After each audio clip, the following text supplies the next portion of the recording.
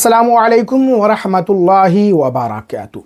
اعتکاف کسے کہتے ہیں؟ اعتکاف کیسے کیا جاتا ہے؟ اس میں کتنا ثواب ملتا ہے؟ اعتکاف کتنے طریقے کا ہوتا ہے؟ اعتکاف میں ہم کیا کر سکتے ہیں اور کیا نہیں؟ کن چیزوں سے اعتکاف ٹوٹ جاتا ہے؟ کیا عورتیں خواتین بھی اعتکاف کر سکتی ہیں؟ یہ ساری چیزیں آج ہم جانیں گے۔ دیکھیے، مسجد میں اللہ تعالیٰ کے لیے نیت کے ساتھ ٹھہرنے کو اعتکاف کہتے ہیں۔ حضرت عائشہ صدیقہ رضی اللہ عنہا روایت فرماتی ہیں، رسول اکرم صلی اللہ علیہ وسلم رمضان شریف کے آخری عشرے یعنی آخری 10 دن کا اعتکاف فرمایا کرتے تھے، یہاں تک کہ اللہ عز و جل نے آپ کو وفات ظاہری عطا فرما دی۔ اعتکاف کرنے کا ثواب بہت زیادہ ہے، حدیث پاک میں ہے، جس نے رمضان شریف کے 10 دنوں کا اعتکاف کیا اسے 2 حج اور عمرے کا ثواب ملے گا۔ اس اعتکاف کے لیے مسلمان عاقل اور پاک ہونا شرط ہے۔ اعتکاف 3 طرح کا ہوتا ہے: اعتکاف سنت، اعتکاف واجب اور اعتکاف مستحب یا نفل۔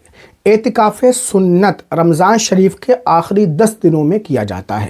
رمضان شریف کی 20 تاریخ کو 20ویں روزے کو غروب آفتاب سورج غروب ہونے سے پہلے دھیان سے سنیے، سورج غروب ہونے سے پہلے مسجد کے اندر اعتکاف کی نیت سے پہنچ جائیں، اور 29ویں رمضان کو چاند نکلنے کے بعد یا 30 رمضان کو غروب آفتاب ہونے کے بعد مسجد سے باہر نکلیں۔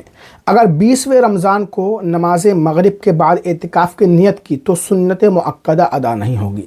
رمضان شریف کے آخری 10 دنوں کا اعتکاف سنت مؤکدہ علی الکفایہ ہے۔ اگر شہر کے سب لوگ چھوڑ دیں گے تو سب سے مطالبہ ہوگا، اور شہر میں ایک نے بھی کر لیا تو سب بری الذمہ ہو جائیں گے۔ نمبر 2، اعتکاف واجب یعنی جس اعتکاف کی منت مانی جائے۔ نمبر 3، اعتکاف سنت اور واجب اعتکاف کے علاوہ جو اعتکاف کیا جاتا ہے وہ مستحب ہوتا ہے۔ اعتکاف ہر مسجد میں ہو سکتا ہے۔ عورتوں کو مسجد میں اعتکاف کرنا مکروہ ہے، بلکہ گھر ہی میں اعتکاف کریں، مگر اس جگہ کریں جو انہوں نے نماز پڑھنے کے لیے مقرر کر رکھی ہو، جسے مسجد بیت کہتے ہیں، اور وہ بھی 20ویں رمضان کو سورج غروب ہونے سے پہلے اس جگہ پہنچ جائیں۔ اگر پہلے سے کوئی جگہ خاص نہیں کی ہے تو جب اعتکاف کرنا چاہیں اس وقت خاص کر لیں۔ معتکف کو وطی کرنا، ہم بستری کرنا، عورت کا بوسہ لینا یا چھونا، گلے لگانا سب حرام ہے۔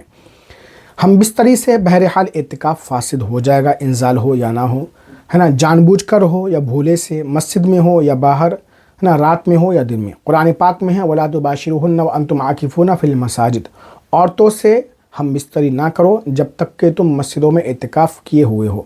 اعتکاف واجب اور سنت میں معتکف کو، اعتکاف کرنے والے کو مسجد سے بغیر عذر نکلنا حرام ہے۔ اگر نکلا تو اعتکاف فاسد ہو جائے گا، اگرچہ بھول کر نکلا ہو۔ اگر ایسی مسجد میں اعتکاف کیا جہاں جماعت نہیں ہوتی تو جماعت کے لیے دوسری مسجد جانے کی اجازت ہوگی۔ اعتکاف کرنے والے کو مسجد نکلنے کے 2 عذر ہیں، یعنی 2 وجہ ہیں۔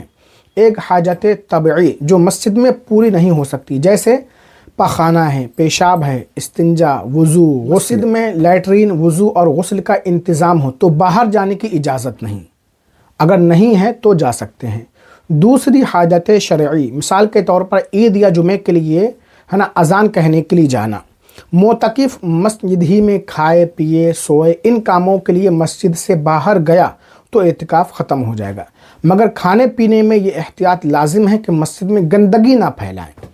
معتکف مسجد میں واٹس ایپ، فیس بک وغیرہ کا استعمال نہ کرے کہ اکثر اوپن امیج گانے فلمیں آتے رہتے ہیں، لہٰذا پرہیز کریں۔ بہتر ہے قرآن مجید کی تلاوت کریں، حدیث پاک پڑھیں، درود شریف پڑھیں، کثرت سے ذکر و اذکار کریں، علم دین حاصل کریں، دینی کتابوں کا مطالعہ کریں، ذکر و اذکار میں مشغول رہیں۔ اگر مسجد میں بیت الخلاء نہ ہو یا غسل خانہ نہ ہو تو باہر جا سکتا ہے، جبکہ غسل فرض ہو، لیکن ضرورت پوری ہوتے ہی فوراً واپس آ جانا ہے۔ تاخیر کی، اگر کسی سے رک کر کے بات کرنے لگا یا وہاں پر بیڑی سگریٹ پینے لگا تو اعتکاف ختم ہو جائے گا۔ اگر معتکف کو احتلام ہو جائے تو فوراً غسل کر لے، دن ہو یا رات ہو، تاخیر کرے گا تو گنہگار ہوگا، لیکن اعتکاف فاسد نہیں ہوگا۔ پیارے ناظرین، اعتکاف سے متعلق کچھ ضروری باتیں ہم نے آپ سے شیئر کی۔ رمضان کے آخری 10 دنوں میں آپ اعتکاف ضرور کریں۔